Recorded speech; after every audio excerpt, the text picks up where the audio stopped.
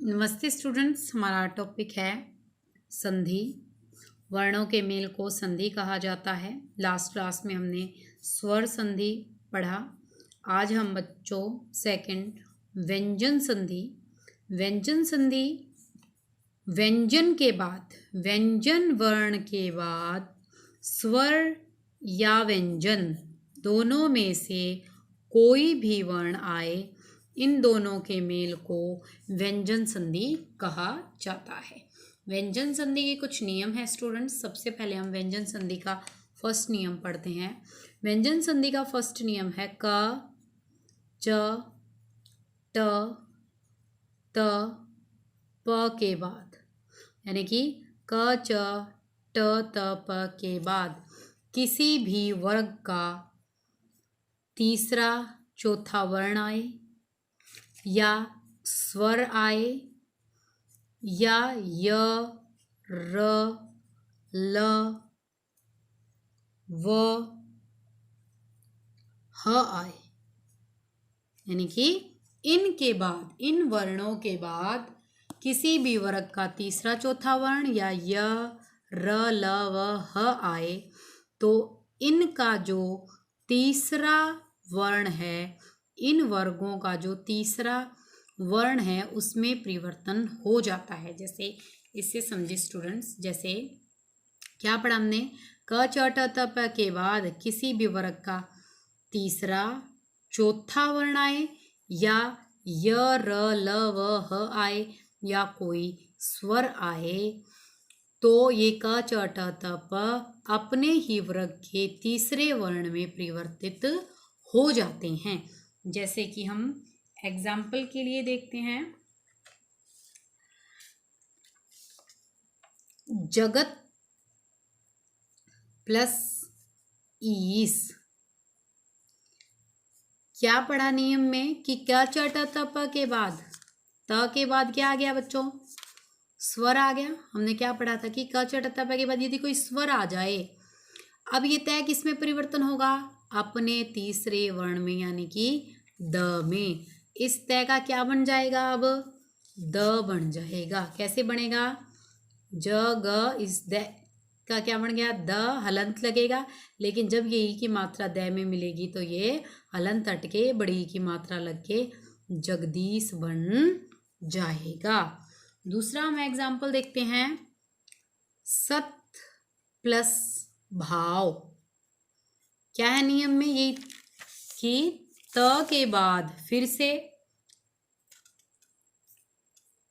तीसरा वर्ण आ गया, तय के बाद किसी भी वर्ग का, यानी कि भ आ गया, तीसरा चौथा वर्ण आ जाए, त के बाद क्या आ गया, चौथा वर्ण आ गया, तो अब ये त अपने वर्ग का क्या बन जाएगा, त वर्ग का तीसरा वर्ण क्या होता है, द, तो इस तय का क्या बन जाएगा, द, तो सत प्लस भाव का क्या बनेगा, सद्भाव। क्या बन जाएगा बच्चों, सद्भाव। जैसे सट प्लस यंत्र। नियम क्या है कि ट के बाद, क, च, ट, त, प के बाद, यानी तय के बाद अब क्या आ गया है, य, र, ल, व, ह, यानी कि ये आ गया, तो तय का तीसरा वर्ण क्या है, ड, तो क्या बन जाएगा ये, षड्यंत्र। क्या बन जाएगा बच्चों, षड्यंत्र। ये है फर्स्ट नियम कि क, च, ट, त, प के बाद किसी भी वर्ग का तीसरा चौथा वर्ण आए, स्वर आए, या य, र, ल, व, ह आए, तो वो अपने वर्ग का तीसरे में परिवर्तन हो जाता है। यानी कि कै किस में परिवर्तित होगा, गै में। कै का तीसरा वर्ण क्या होता है, ग। दूसरा नियम पढ़ते हैं स्टूडेंट्स। अब हम दूसरा नियम है कि क, च, ट, त, प के बाद क, च, ट,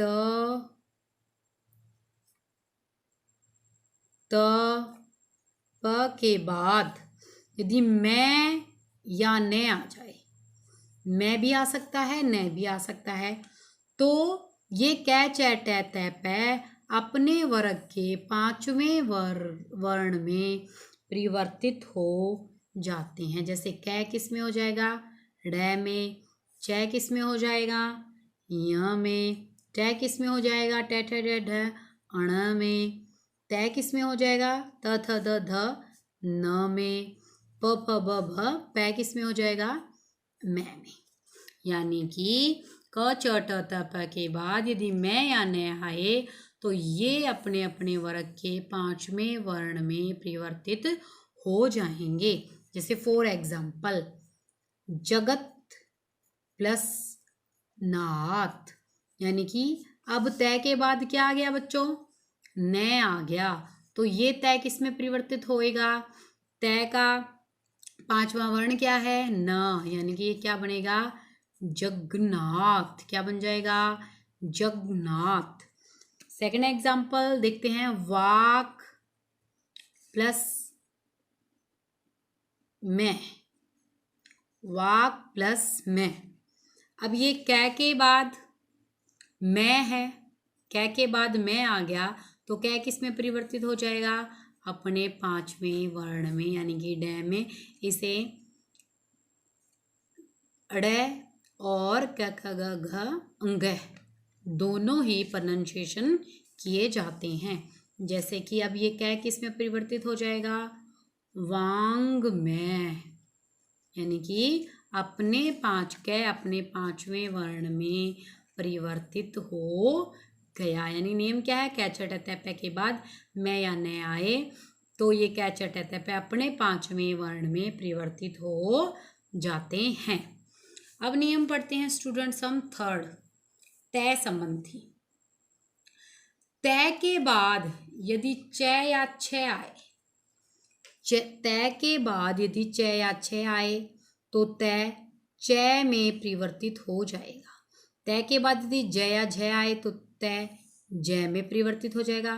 तय के बाद ट या ठ आए तो तय ट में परिवर्तित हो जाएगा। तय के बाद ड या ढ आए तो तय ड में परिवर्तित हो जाएगा। तय के बाद यदि ल आता है तो तय अपने ल में परिवर्तन कर लेता है। अब देखिए स्टूडेंट्स कि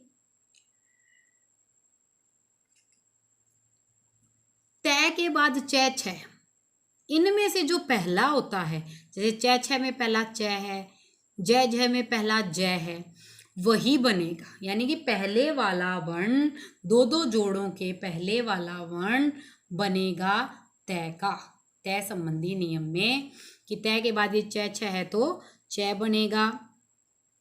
इस प्रकार हमें याद करने, जैसे हम फॉर एग्जाम्पल देख सकते हैं स्टूडेंट्स, उत प्लस चारण। नियम क्या है, तय के बाद यदि च या छ आ गया तो तय का क्या बनेगा, च। तो इस तय का हम क्या बना देंगे, ये तय के नीचे हलंत है, यानी कि तय स्वर रहित है, तय आधा है तो च भी क्या बन जाएगा, आधा। इसका क्या बन जाएगा, उच्चारण। अब नियम है कि तय के बाद ज या झ हो तो तय का क्या बनेगा, ज। जैसे कि फॉर एग्जाम्पल सत प्लस जन, सत प्लस जन, ये ज, ये तय जो है ये किस में परिवर्तित हो जाएगा, ज में। क्या बन जाएगा इसका, सज्जन। क्या बनेगा, सज्जन। अब तय के बाद यदि तय या ठ है, यानी कि जैसे तत् प्लस टीका, क्या बनेगा, इस तय का क्या बन जाएगा, ट। क्या बनेगा ये, तट्टिका। क्या बन जाएगा, तट्टिका। तय के बाद यदि ड या ढ है तो तय का क्या बन जाएगा, ड। जैसे उत प्लस डयन, क्या बनेगा ये, उड्डयन। क्या बन जाएगा बच्चों, उड्डयन। लास्ट है कि तय के बाद यदि ल है तो तय किस में परिवर्तित हो जाएगा, ल में। जैसे तत् प्लस लीन, किस में परिवर्तित हो जाएगा ये, तल्लीन। यानी कि इस तय का क्या बन जाएगा, ल बन जाएगा। अब मैं आपके लिए क्या एग्जाम्पल देती हूँ स्टूडेंट्स, आप बना के देखें। उत प्लस ज्वल बनाएं, उत प्लस ज्वल। कोशिश की आपने, आई होप आपने ठीक बनाया होगा। इसका बनेगा बच्चों, ये जो तय है, नियम क्या था बच्चों कि तय के बाद यदि जय या झय आ जाए तो तय का क्या बनेगा, जय बनेगा। और जय भी कैसा, यहाँ पर जैसा है, तय के नीचे हलंत लगा है तो ये जय भी कैसा बनेगा, हलंत वाला ही, यानी कि, और ये जय तो यहाँ पे आधा है ही, तो ये ऑटोमेटिक यहाँ पे रहेगा उज्ज्वल। ये जो उज्ज्वल शब्द है शुद्ध वर्तनी में भी बहुत बार आता है। कई स्टूडेंट इस जय को पूरा लिख देते हैं जो गलत होता है। ये इस प्रकार बनेगा उज्ज्वल। ये थे स्टूडेंट व्यंजन संधि के 3 नियम। आप अच्छे से पढ़ें, समझें। Thank you so much.